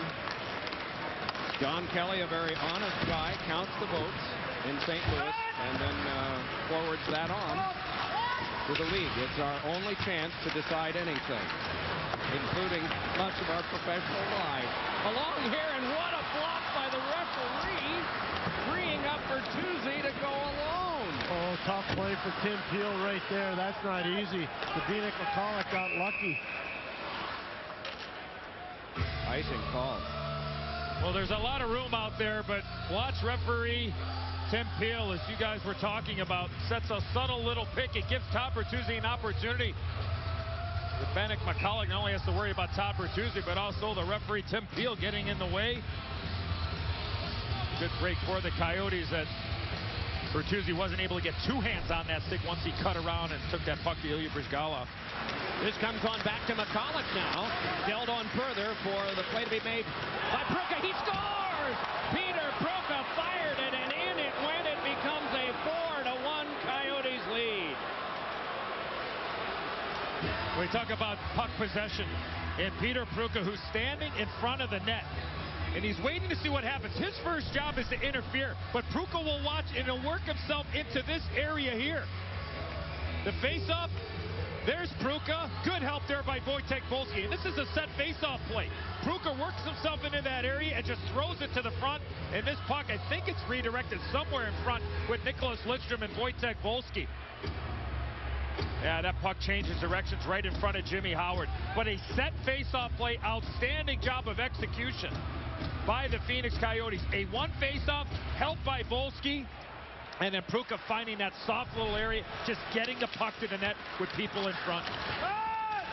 Go ahead, Doc. No, that's all right. Go right ahead. I was just going to say, Pruka knows how to score. 30 goals his rookie year with the New York Rangers. He was fantastic rookie year with the Rangers. Wait to hear if the announcement is his goal. If so, it went off Lidstrom. Otherwise, it might have been the other player near the front. But at any rate, here is Verbata. Well, these acquisitions by Don Maloney have done a wonderful job for the Coyotes here, haven't they? 5 players came on at the trade deadline. And have they ever made a difference? Around with this now is Hansel. Hansel able to drift it on back where Derek Morris, one of those guys we were mentioning, one of the 5, drilled one that went wide, and now it's Holmstrom sending it back on for the control of Datsuk. Datsuk puts on the brakes, wends it on through. Franzen chased around behind, laid it back for a shot by Eriksson that's deflected up and out of play by Holmstrom, and so the face-off back to center. 5:01 to go, second period. Jimmy Howard. For goaltenders, 'tis a bubbling cauldron to play at Joe Louis Arena. The expectations are very high. I think for Jimmy Howard is, look, I can't let up another goal. I'm not going to give up another goal. We've seen teams all season long and in the playoffs. Look what happened yesterday in Chicago. Nashville Predators down by 2 goals. I know that Detroit is down by 3, but they have the arsenal to be able to score. So chip away, still lots of time. But for Jimmy Howard, I cannot give up another goal. And forget about what's happened. There's a lot of time in this game. For Detroit, the players, I'm sure the coaching staff, Pierre, you're talking about one at a time. You got 4 minutes left to go. Let's get one before the end of the period. We know we're going to get another power play opportunity. And next thing you know, we're right there within 1 goal. I did game 2 of the Washington Capitals Montreal Canadiens series. Montreal was up 4-1. They eventually lost that game 6-5. Almost the same scenario as what we're seeing right now. Detroit, Phoenix. Pretty impressive offense arsenal that Detroit has to offer here. And it is reversed along to Andreas Lilia. A little over 4.5 to go in the second period as this skip back off Samuel Lepisco. Don't you think we have to be fair to Phoenix, too? They played spectacularly well here this afternoon. Very solid road game. Lilia with a shot that is blocked down in front. No, you make a good point. Been terrific. They've cashed in on some mistakes. You think about the power play goal by Bravada. They win the faceoff. They don't clear it. Phoenix makes them pay. Here is a shot by Hansel that is stopped, and another penalty coming up to Detroit. Lilia working over one of the Coyotes in the corner. Yeah, a little bit of lost composure for Andreas Lilia against Daniel Winnick, Edzo. Yeah, Lilia takes Winnick into the boards. A little bit of a push and hand getting up. Winnick yelling at the referee, and a little shot there to back of the head as well from Winnick. That's a little bit everything, though. That's the can opener with the stick between the legs. That's interference. That's everything. That's new 2-minute penalty. 2 minutes for everything. That's right. Our dual intermission philosophers, McGuire and Milbury, were talking yesterday about Pittsburgh and multiple overtime games and how you don't want series to go any longer than you have to early. Obviously, you have to win them, but here's a centering pass across. The notion of Detroit having to go 3 time zones out again is not appealing. Here is Eves with a shot, and that one blocked down and then punched aside by Brizgalov. But they just came back from a game on Friday to play a matinee game here Sunday, and then we'll, barring anything unusual that would happen here, but as my 2 cohorts mentioned, something that's happened a lot in the playoffs, a turnaround on the part of one team against another. Barring that, they will have to make a return trip back to Phoenix, something the Coyotes were planning on anyway. Might as well play a game while we're back home. What a key stop there by Ilya Brizgalov on that 2-on-1. Patrick Eves and Chris Draper. Nice job by Matthew Snyder. You play the 2-on-1, your job as a defenseman to not allow that pass to go to the weak side. Allow the goaltender to see the shooter. Eves moved in, and a real good. And Edzo, this is exactly what you're talking about. Adrian Aucoin pinches down and the 2-on-1's engaged. Take away the pass receiver so it becomes a 2-on-2, and that's exactly what Matthew Schneider does. A lot of people call that a 2-on-1, but if you want to see the glasses being half full, tell your defenseman and goal it's a 2-on-2. The goalie counts as a defender. Matthew Schneider made that a 2-on-2. Yeah, leave the shooter for the goaltender and just make sure that pass doesn't go weak side. Do not leave your goaltender. Hang him out to dry on that weak side play, and that was a key stop. Set up by Yandel, played through Lang down to the last 40 seconds of this power play. Lang with it again. Watched there by Erickson and shoved off. Coughed up the helm, moves back out to 2-on-2, or 2-on-3 if you count the goalie. Drifting ahead with it now is Helm, and a shot had to be blocked up high by Brizgalov. A strong try by Darren Helm, who comes to the bench for Detroit. 15 to go, and that pass went off the tip of the stick of Hansel. He caught up to it, dropped it on, and here's Volsky setting it up. A shot by Mikhailuk is deflected up off the high glass, and they think out of play, but no signal. Now a signal comes from the referee that that it was indeed out of play. Boy, the one thing that players need to realize, and we have a lot of young hockey players watching this, is you play till you hear a whistle. You cannot take anything for granted that with this shot comes by McCulloch. Yes, it goes up and hits the netting. The players see it, but you know what? You don't hear a whistle. Everybody just kind of lets up. Look at Brad Stewart. And even in behind the net, Taylor Pyatt waving his hand saying, you know what, that hit the netting. You just got to continue to play. Excuse me, that was Daniel Winnick. He's pointing, but you can't stop playing. Wait for the whistle, and then you stop. Love that point. Bang on. Jimmy Howard needing a moment to get the equipment squared away. The catching glove, it seems. 3 seconds left on the penalty kill for Detroit. Datsuk will try to win it from Hansel. Punch to the half boards. Daniel Winnick with it there. The big man wheels around behind. Once the wraparound kicked off of Howard and is carried ahead. They've got Lilia straying ahead. And ahead with this now comes Cleary trying to muscle his way by a point and just shouldered to the glass. Kick back up the boards and Hansel reaches for it at center, but Nick Lidstrom got in the way and Rafalski backs him up. Rafalski laid it ahead. Cleary turns and takes there. Lepisto on him as Cleary turns and swept one that deflected off of Datsuk after being deflected further by one of the Phoenix Coyotes defenders. That was Korpikoski. This one is laid on back now for Nick Lidstrom to play it across to Rafalski with under 90 to go. Up the wing, it's Bertuzzi. Just could not find the handle on that one. Rushing back ahead with it and holding and then shooting one that was waffle boarded away by Jimmy Howard was Fiddler. Chased back down by McCulloch, and after him was Zetterberg. Broke that by passing to Jovanovski. All right, now what's the mood you're sensing there now, Pierre? Composure on the Detroit side, but a lot of positive energy on the Phoenix side, and they deserve a lot of credit. I think the coaching staff, Dave King, Dave Tippett, Doug Sullivan, Alfie Samuelson, they have done a great job inspiring all kinds of positive energy. And for Mike Babcock and the Detroit Red Wings, they want to try to get some of that positive energy with less than a minute to go here, trying to get a late goal. Discover intermission report. Sharks survived the avalanche. Hossa and the Hawks overtime heroics over the Nashville Predators. They'll examine some plays of that game, some of which resulted in red lights coming on and some which resulted in penalties. That's in the intermission report coming up. As here's Pyatt with a shot stopped by Howard, and Howard was peeling over backwards, and then a couple of players didn't really help him much. Datsuk shoved one across. Hansel took that in sort of a ragtag stretch of play here. Boy, Lee Stempniak went real hard to the net after that opportunity for Taylor Pyatt on that 2-on-1 opportunity. Those are the areas he needs to go to. What a 40 minutes for the Phoenix Coyotes. Brought back by Zetterberg. Zetterberg pivoting, shooting one, fought off by Brizgalov. Rebound sent to the corner. Zetterberg took the hit. Able to come up with it again. Another try in front is forced back out by Yandel, and that will do it on period number 2.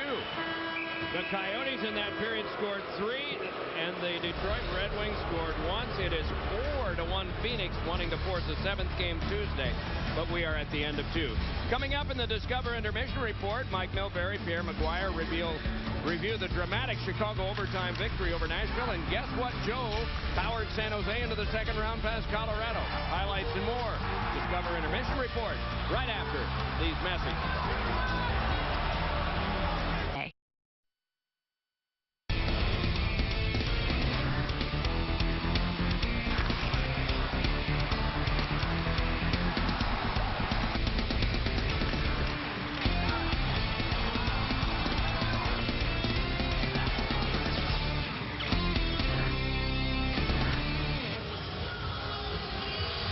Phoenix Coyotes begin the 3rd period with a 3-goal advantage.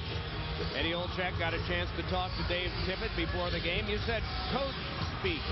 That's sort of a language between you guys that coach? Yeah, just understanding and just reading and listening to Dave Tippett and understanding some of the things he was talking about without coming out and saying, you know, we are going to be more aggressive or our defensemen are going to be pinching in. It's just there are some areas of our game where we think we can be a little bit more on the offensive side. And I think that from the start of the game to this point, his team has picked their spots beautifully on playing 200 feet away from Ilya Bryzgalov. So without directly coming out and saying that, you just kind of read in between the lines. And to this point, they're up by 3 goals with 20 minutes waiting for a Game 7 back there in Phoenix. Go ahead. Out there, veteran defensemen have been excellent. Ed Jovanovski, Matthew Schneider, they've done a really good job. Derek Morris, that helps you play that aggressive style. This is off Bertuzzi. Well, it would be pretty easy to guess what Mike Babcock would say to his troops, trailing by 3 at the end of 2. But what would you say if you were Dave Tippett?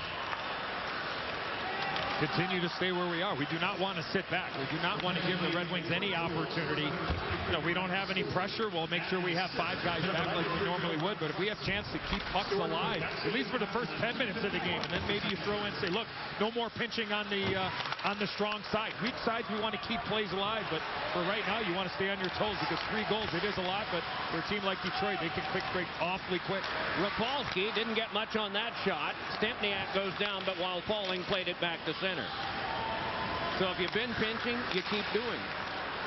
Until that moment when maybe there's a signal about, okay, let's pull back a little. Stempniak a shot, getting a piece of that with his stick was Howard. And they've done a really good job because they've been able, the defensemen have been able to pinch in because they've had the support of the forwards of being responsible defensively and being on that defensive side when it's a 50-50 puck. Carried right back and lobbed in once again. Puck possession team Detroit, and they've had the puck quite a bit in this game today. But usually that plays into their strength. Strength is not shown on the scoreboard that you see at the top of your screen right now, that's for sure. And they're going to turn the neutral zone into a quagmire. You're not going to see a lot of room to move if you're Detroit. Eaves couldn't get that one. Forehand shot by Helm is deflected in the air by Bryzgalov. Couldn't reach it to grab, but it's thrown back off by Morris. And so going back to get it now is Cronwall. Long pass ahead. Brought back in by Helm. And a drive by Stewart is turned aside by Bryzgalov. Shot total is climbed to 28 for Detroit, 22 for Phoenix. The only reason I mention that it can become a measure of whether Detroit is doing what they want to, and that's generating some offense. Hansel a shot that is directed wide by Lidstrom. Chopped on by Verbata. Hansel goes out to play this from the trapezoid. It's Jimmy Howard spiriting it back as far as center. And Verbata drops it back off. It is Korpikoski and then Verbata twirling away from Filppula. The kind of game that Filppula has, it's almost double shifting time, wouldn't you think? I'm sure Mike Babcock would certainly shorten his bench. Maybe you see Pavel Datsyuk and Henrik Zetterberg out there at the same time. This is Lidstrom trying to send it in, but in the way was McCulloch. Lidstrom stands up to defend the rush, and eventually goes to Rafalski to connect back out to Datsyuk. Datsyuk tried to feather it. How did he ever get by? And his shot went wide. Looked like he had been sold right out, and the puck was not going to be his, and then he just took it right back away. Very slick. Played ahead now by Rafalski. Ryan Rafalski able to gain the zone with a nice move. Then across to Zetterberg and over now for Datsyuk. Tried for Zetterberg, and sure enough, you're right, Eddie. They are out there together. Back along it came for a shoulder that came from Pyatt. Nicely followed up. Stumbling down to the ice is Yandel, and it's going to be a penalty against Detroit. And so 2 valuable minutes of time for the Red Wings in the third will be spent with one of their number in the penalty box. Inside the glass, Pierre, brought to you by ADT. Doc Ionezza, we're talking about the Datsyuk-Zetterberg combination. That was the second time they actually were on the ice here in the third period. The first time around, they had Daniel Cleary as a winger. The second time around, they had Thomas Holmstrom on their wing. Zetterberg trying to get back against a very aggressive Keith Yandel. He takes a penalty, putting the stick into the legs of Yandel.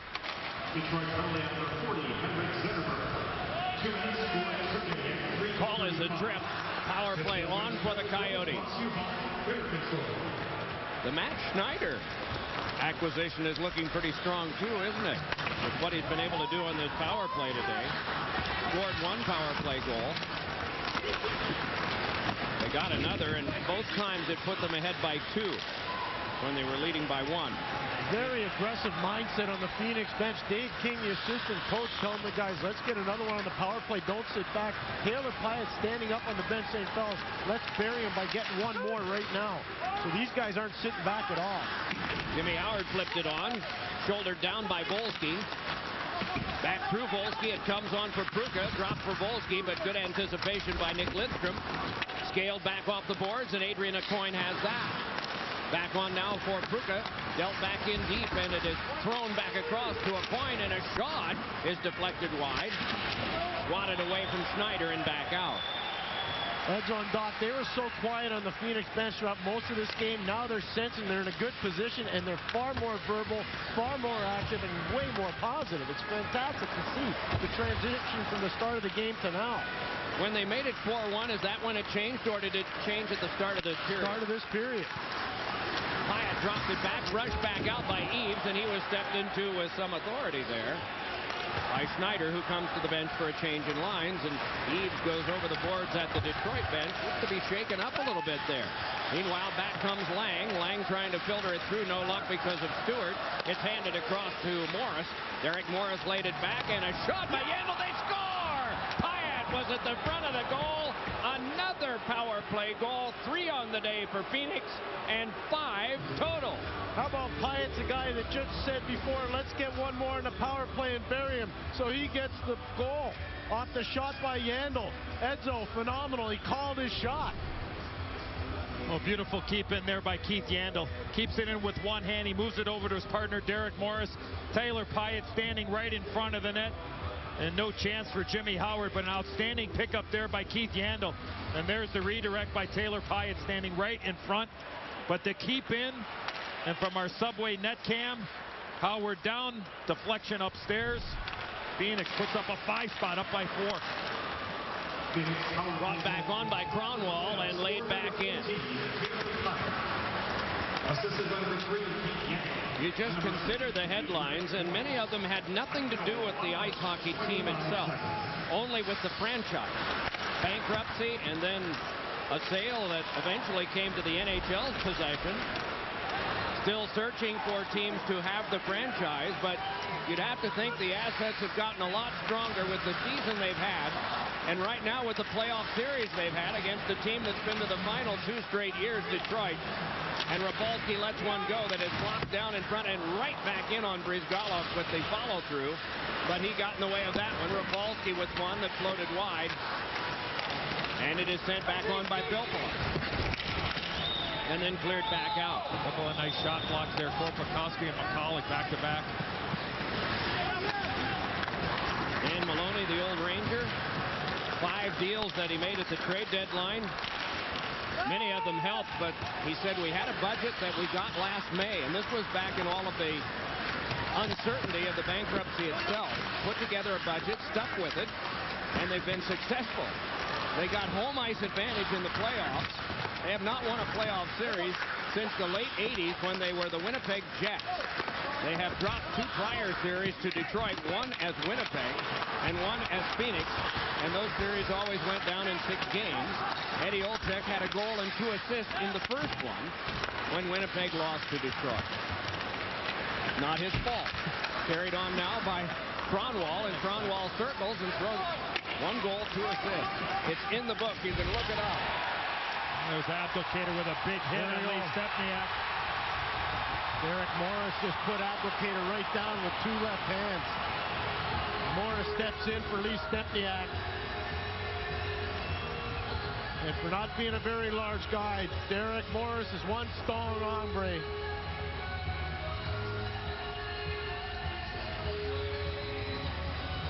The collision, quite a collision on Stepniak, and 5s for this. Here are the Verizon Wireless sounds of the game. Justin Abdelkader. Come on, boys. Everything at the net here.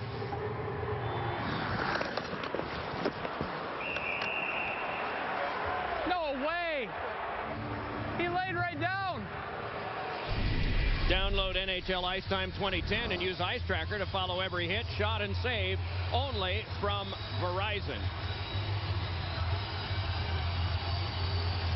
And there's the hit, Justin Abdelkader on Lee Stepniak, and then Derek Morris comes in. Extra penalty goes to the Coyotes, so the Red Wings on a power play. Coyotes thought that Abdelkader left his feet on the hit, but he did not. The initial contact with feet were on the ice.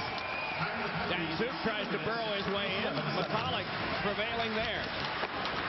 Very underrated defense, and yet it was one of the best goals against averages in the regular season in the league. They were in the running for the Jennings Trophy till very late in the season. That eventually won by New Jersey. The third best defense was the Phoenix Coyotes. Off the short glass, dug out now by Rafalski. Across, one-time shot is knocked down in front, and injured on the play is one of the Coyotes as it is fed on by Rafalski. On back for Lidstrom, and a shot, getting a piece of it for Izgalov. It is Jovanovski who is shaken up at the front and stays in it, away from the reach of Lidstrom, but it's kept alive now by Datsuk. Lidstrom holding it, hands to the back, shot by Franzen, directed wide. Wiping out as Jovanovski, still shaken up a little bit, forces himself back to his feet, and hunched over, comes over to the bench area. That got him in a real bad spot. Really, really tough area.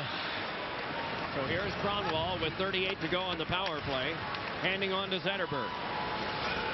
Zetterberg rifled it across. Filppula able to escape the reach of one, shouldered by Lepisto, gave it on for Bertuzzi, and then on back it comes for Filppula again. Plays some catch with Kronwall. Valtteri Filppula gave it in, and Bertuzzi with a pass in front, and screened out of the play at the last moment was Brad Stewart. Thrown on by Kronwall. It careened behind, and after it is Bertuzzi. Lost and carried back out by Lepisto. And he sends it back in and comes to the bench, and that'll do it. 2 seconds and 1. Pruka, having served the minor, is out of the box. Filppula brings it on. Little over 10 minutes to go in regulation time, and likely the tilt if something doesn't change radically. It is Lidstrom with it there. His team trailing in the game by 4, leading in the series by 1. Rifled ahead now, but unable to escape was Drew Miller. Right back ahead comes Yandel. Yandel forced one in that spiked away to the corner by Howard, and another drive, and Howard just hangs on to this one. Well, Eddie Jovanovski getting worked on the bench, but battling in front. There's that shot that catches Jovanovski, and the Phoenix Coyotes all afternoon have paid a price. Whether they've been trying to shot block or not, just happened to be in harm's way, and Jovanovski took him a while. And the reason the referee did not blow the whistle was because the Detroit Red Wings had possession of the puck in the offensive zone. Played half that shift without a glove. Would have stopped play had it been a very, very serious injury, and that would seem serious to a lot of us who haven't played before. But it's all a part of the normalcy of the Stanley Cup playoffs, where you do take a lot of pain. Pretty good shoulder. And it's covered and held by Jimmy Howard. 9:40 to go, third period. The deficit for the Red Wings is 4. Versus carrying tonight's Game 6, Vancouver and Los Angeles. In Los Angeles, Vancouver ahead 3-2. Washington ahead 3-2. Game 6 tomorrow in Montreal at 7 o'clock. Both of those games on Versus.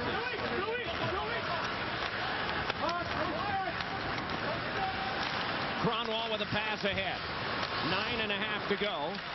Intercepted and thrown back in by Peter Pruka. Boy, he's been impressive, hasn't he? A stick helicopters into the air. It can be played ahead now to Zetterberg. Nicely up the wing for Pavel Datsuk, and muscled away from behind on him by Lombardi. Great back check there by Lombardi, and Pruka getting an opportunity to play on that top line because no Shane Doan. This has been Matthew Lombardi's coming out party this playoff season. He's been tremendous so far through the first 6 games for Phoenix. Really good. Yeah, he was pretty good for the Calgary Flames. He just never got a chance to move up the ladder. Yeah. I love your point about because of the injuries, he gets a chance. Heads up. He gets a chance to get more elevated minutes, but his speed is always a factor. You hear the terminology of the phrase back pressure, but after the opportunity at one end, watch the right part of your screen. There goes Matthew Lombardi. And the one thing he does is he continues to get his feet moving. He doesn't reach out with the stick. Maybe a penalty would be called, but that outstanding speed by Lombardi allows him to deny Pavel Datsuk, who's pretty much used to that. Usually he's on the other end when he's coming back into his own zone and taking away pucks. Matthew Lombardi is one of the top 7 skaters in the NHL in terms of pure straight-ahead speed. Another guy that's like that's playing tonight for the Vancouver Canucks, Mason Raymond. Delay of game called. Radim Verbata is sitting in the box now. Morris was there because he's still got that fighting major to serve. And that's not up on the board. But it is, again, a 5-on-4 power play for Detroit. Bronson at the half board. Very effective work by McKillop. An unheralded defense corps. But just enough experience and just enough fire. Yandel is the fire.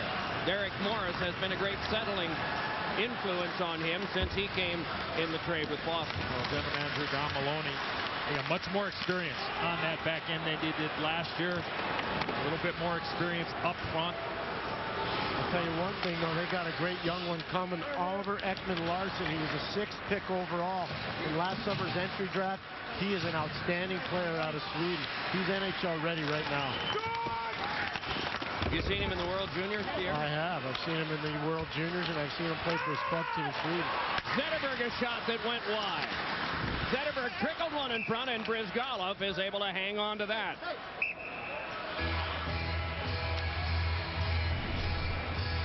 Well, there's Radim Verbata. When you shoot the puck out of your defensive zone directly into the crowd, that's where you get delay a game.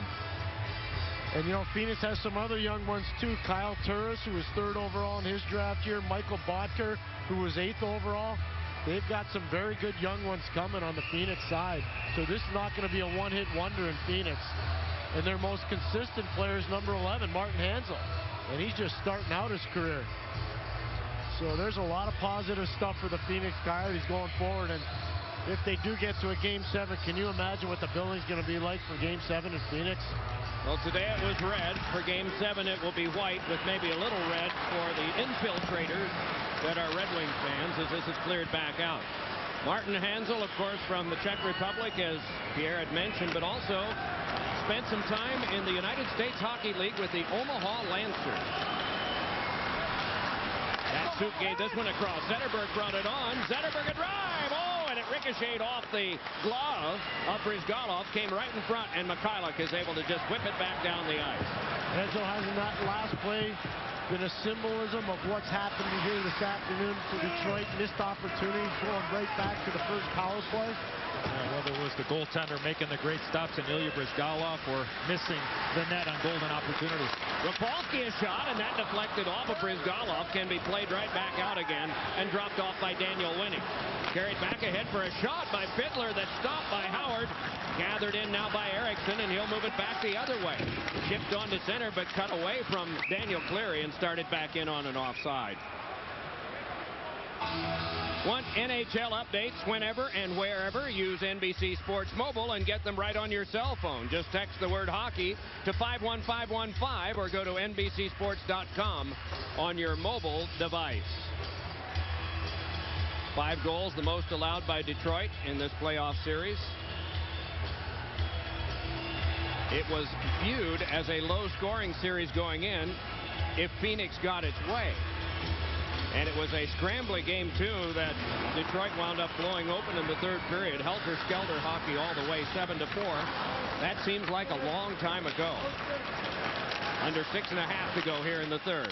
It is apparent that this will become a 7-game series. Not many forecasters thought that it would. Bouncer came on for Volsky, able to steer it back across. Former Colorado Avalanche player got it across to Peter Brooker, the ex-New York Ranger. Lilia fed it further, Drew Miller up, and it is knifed away from the reach of Snyder and played by Daniel Cleary. Newfoundland-born winger. Cleary able to fly one that's well wide of the cage and bounces on to Yandel, the Boston guy, and then played back ahead by Pruka again. Chased down and spun by Drew Miller. And we have a scrap all the way back down the ice. It is Yandel and Abdelkader with a couple of rights and a left. Edzo, message sending time. Well, Abdelkader was involved a little bit earlier with Stempniak and Derek Morris, so he decides he's going to try to take a piece of Keith Yandel, and Yandel's not going to have any of that. But it's been all Phoenix this afternoon, and there looks like there's going to be a Game 7 back in Phoenix.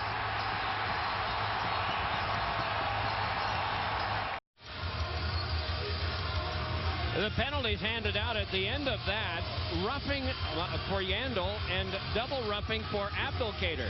Looked like some punches were thrown there, but they decided to give it the old Paul Stewart treatment. If it wasn't that big, roughing is assessed. Abdelkader got a 10-minute misconduct. The microphone is off, and what we were getting, I am advised, was probably not workable for us. So it is a power play for the Phoenix Coyotes with 5:46 to go. The extra minor is being served by Thomas Holmstrom. If we get a moment, you know, we talked about the time zone moves back and forth. One team, of course, more experienced than the other. And the travel that you would suggest were you travel agents for these teams, because both of you have had the opportunity as coaches to do that before and set the standard that you want for how you want your team to make a long trip before a 7th game. Well, let's see if we can get to that. Here is Verbata handing this one back. It is given by Schneider to a coin. And that ricocheted back out. Detroit has to get to Phoenix in time for the game on Tuesday, and the Coyotes do as well. Phoenix will leave today right after the game. If I were Detroit, Edzo, I'd be leaving tomorrow morning. Rather than today, even though you're gaining that time, you would be there probably around dusk tonight or maybe a little later. But there's a disadvantage to that. Well, one of the reasons why, because it's a Game 7 and you're going on the road, you want your guys to feel, because you're probably going to play another West Coast team the next round. Pack for a business trip. Pack like you're going for a long time. So keep them home one more night, then let them go tomorrow. This is Yandel handing it back, or check that, a coin handing it off now to Lombardi. Given on back to a coin again, and a big blast by Schneider was off of Lilia. Limping a little bit, but nothing abnormal. Walked along now by Schneider, handed to a coin. Schneider again in a shot. Rattled around wide, poked at by Volsky, and he's able to come up with it.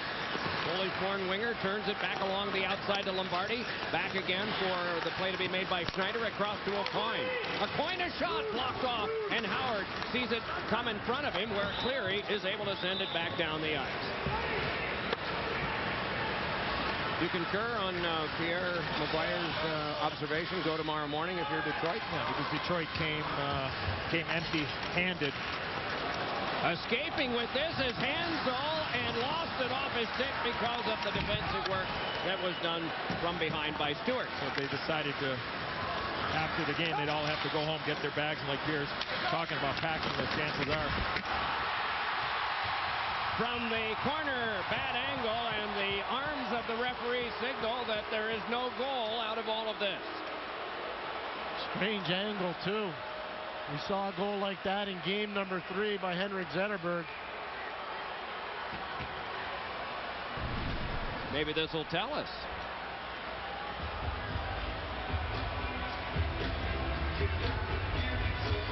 Martin Hansel.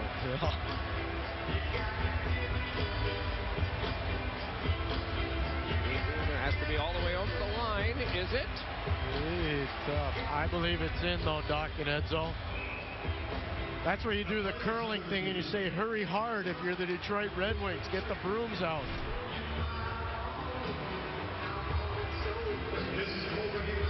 Well, this play is under review with 3:31 to go. It would make the deficit 3 rather than 4. Maybe get Jimmy Howard to the bench. Make it interesting, at least for the fans remaining here in the latter minutes. We saw an unbelievable comeback yesterday at the United Center in Chicago. Short-handed, pull the goaltender, score the game-tying goal.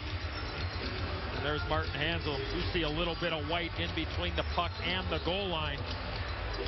But the ruling on the ice was no goal, so it has to be conclusive to be able to overturn the call on the ice.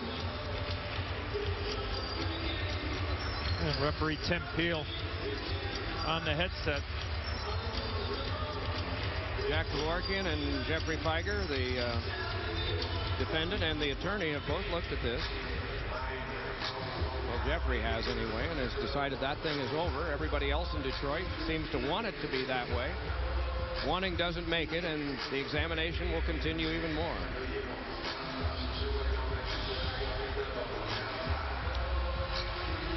This has got to be heartening for the Coyotes. Not this decision, but the way they played today.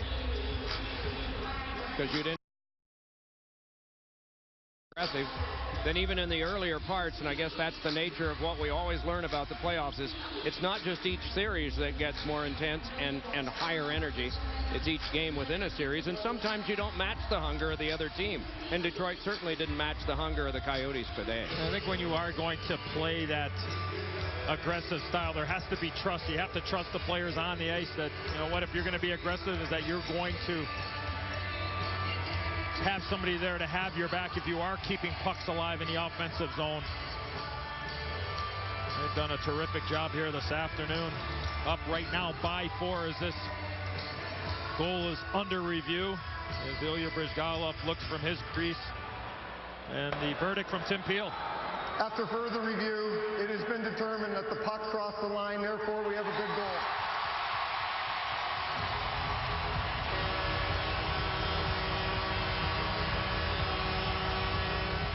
All right, so now it's a 3-goal deficit.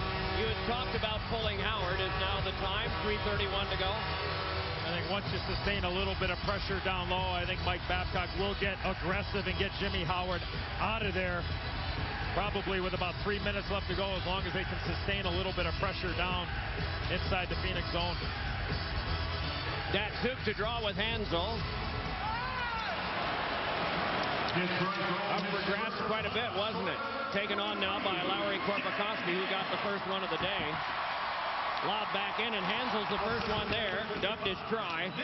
And so it is Rafalski falling down. Hansel up with this, and around behind a rising backhander, ricocheted off of Howard and popped on over for Zetterberg. So there were players falling all around for Detroit, and a lot of things that were just kind of crazy happening there. It is Hansel ahead, and then sent through Rafalski and down where Howard will just punch it out.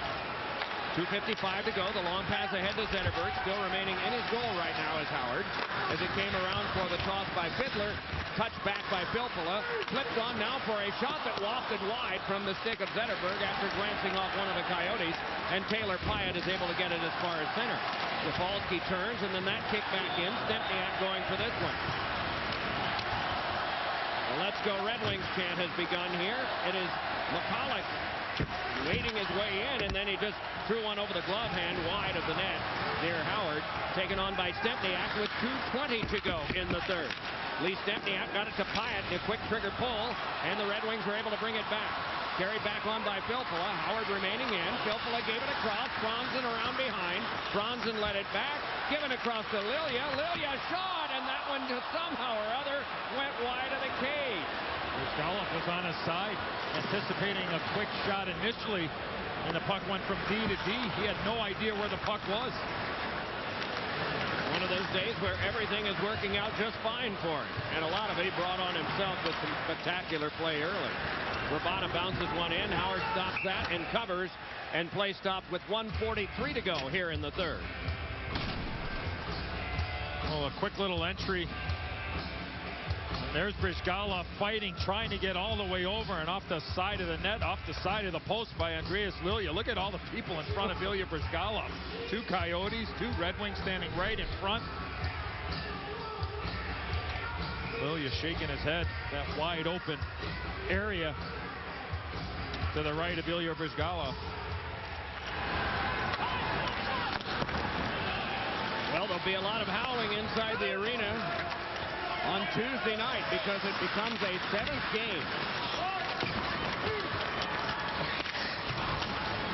And I'm going on recollection, the last time that the franchise had a 7th game, I believe, was when they were facing Wayne Gretzky and the Edmonton Oilers, and actually had a lead in the series going into Edmonton for Game 7, which they lost. That would have been in 1991. Drilled in from center. So to have one of these at home, and don't you usually say that you like to have that home ice advantage in case it comes to a 7? Well, it's going to come to a 7 with 53 to go. Pass ahead now, carried on by Cleary. Cleary fed it up the wing. Bertuzzi, a backhander sent aside by Bryzgalov. And again, it's Cleary. Popped on out to center, and Eriksson.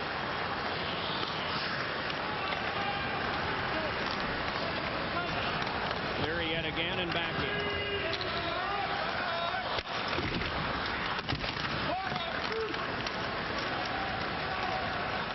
We're running out here just so you can hear the silence. It's not to make fun of the Detroit situation, but just to show you what Phoenix has done, because that's one of the things that you always say, take the crowd out of it. The crowd was out of it, taken out by Phoenix, and the crowd left. Great execution this afternoon by the Phoenix Coyotes. They have forced a seventh, and decisively so, defeating the Red Wings right in Detroit by a score of 5-2. And it looks as though there might have been a player shaken up, Darren Helm, at the last moment.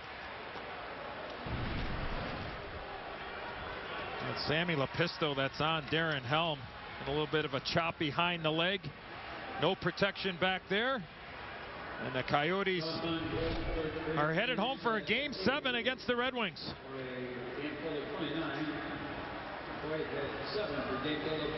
Little added pain to the day for the Detroit Red Wings, who have now lost the contest by a score of 5-2. Korpikoski shorthanded. The Red Wings in the entire season gave up only one shorthanded goal in 82 games. They gave up one here in this series this afternoon. And they were never even in the game from that point on. Matt Schneider, Radim Verbata, Wojtek Wolski, and Taylor Pyatt had the goals for the Coyotes. Down to Pierre. And with Eddie Jovanovski, Doc. Eddie, you were here when it wasn't so good. Now you're here in Phoenix when it's very good. What's it like? How's it happened?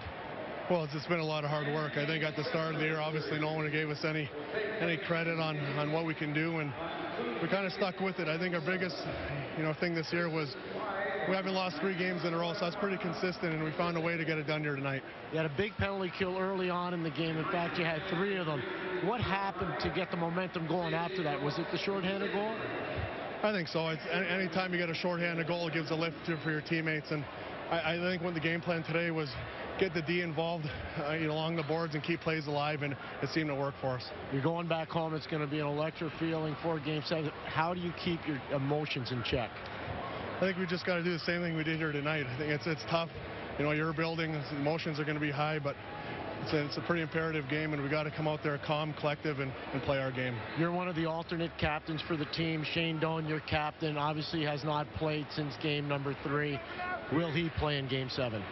I'm not sure. I hope so. He's a big man that does a lot for us, and it's a big hole to fill when he's not in the lineup. So we're hoping some magic can happen here and he can be available for 7. You having some fun? I am. Thanks, Pierre. It's been a long run since you started with Florida, huh? It sure has, and it shows how hard it is to get back, and it's nice to be in the playoffs here battling in a Game 7. Well, there are a lot of hockey fans around the hockey world that are very happy for you, Eddie. Way to go. Thanks, Pierre. Appreciate it. Doc, back to you. 17 goals scored in these playoffs by the Coyotes. Half a dozen of them have come from the defense and 1 from Ed Jovanovski. Let's review highlights on this. Well, we heard about the shorthanded goal that Pierre was talking to Eddie Jovanovski about. It's Lauri Korpikoski with his first of the playoffs. Matthew Schneider with a nice little screen in front of the net to make it 2-0, and then Brad Stewart gives the Detroit Red Wings a little bit of life, makes it 2-1, but on a power play. Great pass there by Robert Lang over to Radim Verbata, his second. And then Peter Pruka throws his puck to the front of net, goes off Wojtek Wolski. So a 4-1 lead headed to the 3rd period. And on another power play, Keith Yandel, beautiful little redirect there by Taylor Pyatt. And at the end of the game with a 5-1 lead for the Coyotes. The Red Wings put one in for good measure, and a 5-2 win for the Coyotes. Pierre Maguire, Mike Milbury, gentlemen. Thanks a lot, Doc. Don't you think part of the story here this afternoon was Ilya Bryzgalov and how well he played? A big part of the story. Of course, he made some timely saves, and they start off with 3 straight power plays for the Wings. Bryzgalov was strong. They get the penalty, shorthanded goal, and it's all off to the races from there. You know what, Mike? Swung in the first 5 minutes, Pierre. It's his size, it's his athleticism. He never quits on plays, so that frustrates shooters, obviously. And the big thing early on, when they kept the team in the game, it was huge for, obviously, the Phoenix Coyotes. Coyotes. So good for Ilya Brizgalov and great for the Phoenix Coyotes. Well, how many times do we talk about goaltending and special teams being the key to winning a hockey game? This was the perfect remedy again, and we saw their power play click. They hadn't done it in the previous series since game one, and it was Matthew Schneider, the old veteran, that really made it happen with his lateral movement from side to side. When you're in the top of the zone, you got to move, create some angles that avoids the check. Watch here as they wind up now setting up in the zone. Snyder's at the top of the key. They'll use him as the decoy. Go backdoor to Verbata here. Great play by Robert Lang. You know, the KG veteran made it work. And I love the way Taylor Pyatt was taking up so much space down low. Usually you got the big body presence of Shane Doan down there, but Taylor Pyatt got a power play goal. He sets a big pick and he down hurried. low. Every time they got a chance of the puck going to the point, he hurried to the front of the net. It was a complete distraction for Howard, who wasn't all that bad. So Detroit goes into a game situation in Phoenix, obviously. They've already won twice there. What do they have to do to win a game 7? You know, this is one, well, I talked about it before. I thought this would be in the bag for Detroit. You got to suck up the emotion now, and really it's going to be tough for them. Talked about them maybe leaving for Phoenix tomorrow. I think that's the way to go. Go home, get a good night's sleep. You got no choice. You got to go out and do it again, do it a lot better this time. If you're Mike Babcock, do you keep Zetterberg and Datsuk together, or do you keep them apart? You know what? Whatever it takes at this point. They need a good start in Phoenix. They can see what a bad start will do to them here. Phoenix took control of momentum, got their confidence, and built it. As you pointed out in the third period, they were the team was hooting and hollering on the bench and looked like the team that should be advancing. Doc and Enzo, you're next. Well, when you have a best-of-7 series, coaches always talk about, if game to game, what adjustments you make. Take both teams, and what adjustments do you think they would need to make for a 7? Well, I think for Detroit, first of all, I think that Mike Babcock's want his team to engage and just be harder in all areas and beat the guy that you're playing against. And we saw the Phoenix Coyotes be a lot more aggressive. And we had that chance. I had that chance to talk to Dave Tippett before the game, and just, again, him, without coming out and saying, we're going to be aggressive, just kind of reading in between the lines, is there's opportunities in a game where you are able to keep pucks alive in the offensive zone. Eddie Jovanovski just told Pierre that same thing of keeping plays alive in the offensive zone. Play 200 feet away from your goaltender. But I used the word trust during the game, Doc, is that if you're a defenseman going to be aggressive in the offensive zone, is you have to have that trust that your wingers are going to be back there. Somebody's going to be able to help you out. They were aggressive, and there were times that the Red Wings maybe had a chance to get some odd man situations, but the Coyotes shut them down. So I think the adjustments will continue, but I think for the Phoenix Coyotes, you don't want to get caught up in the moment of going back home for a game 7, because it's going to be absolutely bonkers in Phoenix for that game 7. And when you talk about experience now, with Ilya Brizgalov having gone all the way through a Stanley Cup playoff before, though he didn't play the bulk of the games, just the ones at the start, does that give him a leg up in approaching a 7th game on home ice? Absolutely. With Anaheim, knowing what it takes to win and having that Stanley Cup ring, probably out of all the experience, having that goaltender that's playing for you and has that ring on his finger, I think that makes a big difference. Keith Yandel is with Pierre. Thanks a lot, Doc. You've never played in an NHL Game 7. What's your mindset like right now? We're just happy to get the win there, and it's going to be fun going back playing in home in front of our crowd in a Game 7. It's going to be the biggest game of my career, biggest game of a lot of guys in that locker room's career. What's been the biggest transition from last year to this year for the Phoenix Coyotes, Keith? I think a lot has to do with, obviously the coaching, but the guys that we brought in, we got a great group of guys. Our locker room, we really gel great. We got a great group of guys. We all like to hang out, have fun, and I think that transfers onto the ice too. For a long period of time, you were considered a defensive type team, not a lot of offense. But today, coming into an important Game 6, your coaching staff told you don't be afraid to take chances if you're a defenseman. What was that like to you? Well, it was do or die, so I think we needed to go out there and push the play a little bit. D we had to get up in the play, try to create some more offense for our forwards, get guys open, and create lanes for our offensive guys. Have some fun with Game 7. They're magical days. I will, for sure. Thank you. Thanks a lot, Keith. Doc, back to you. Keith Yandel, 23 years of age. Martin Hansel, 23. Lowry Korpikoski, 23. Daniel Winnick, 25. Tremendous youth, tremendous assets, currently owned by the National Hockey League. Anita McCambridge need not apply. Remember, the Stanley Cup playoffs continue on NBC Sports next weekend with conference semifinals on Saturday at 12:30 Eastern and Sunday at 2 p.m.